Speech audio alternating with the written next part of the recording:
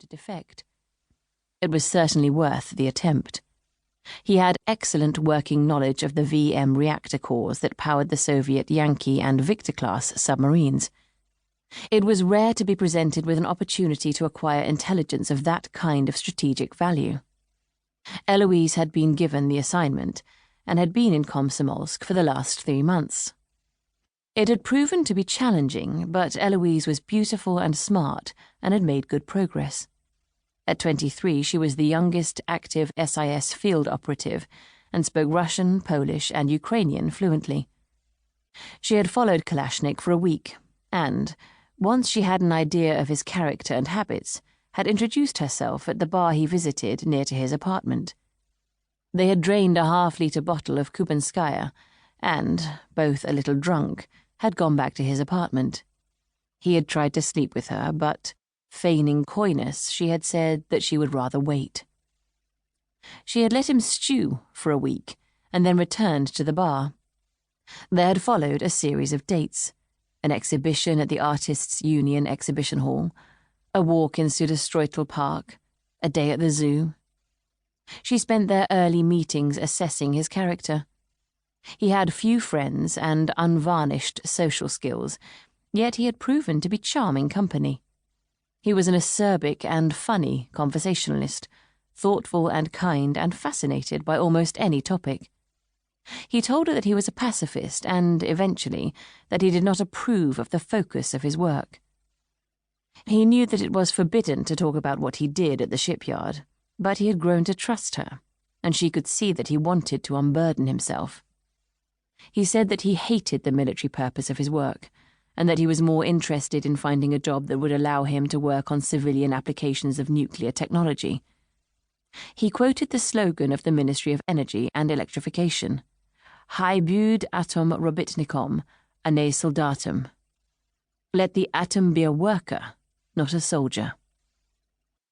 She had made her play as they went for a walk along the banks of the Amur, stopping to watch as one of the submarines that he worked on slid through the gentle waves in the center of the channel.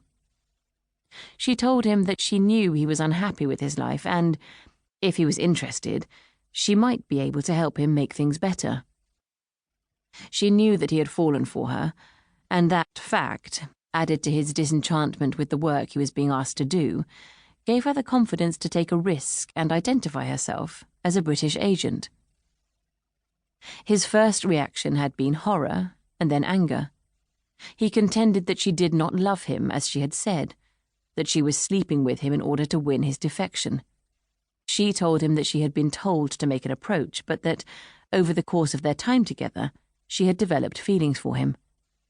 She explained that she was taking a serious risk and that she had been persuaded to do so by the prospect of the more open and honest relationship that they would be able to have in London.